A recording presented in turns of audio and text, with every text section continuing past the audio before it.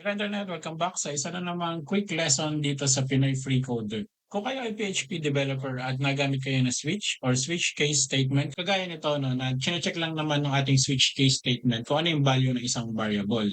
Pero alam nyo ba na mayroong isang alternative or modern way para gumamit or mag-test ng isang value sa loob ng PHP? Yun ay yung match expression. So itong match expression ay na-introduce ng PHP 8 as a modern alternative way doon sa ating switch statement na nakasanayan.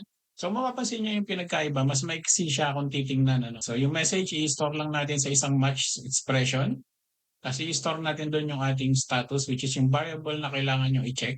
Tapos either kung siya ay 200, ang magiging value na ng ating message ay okay.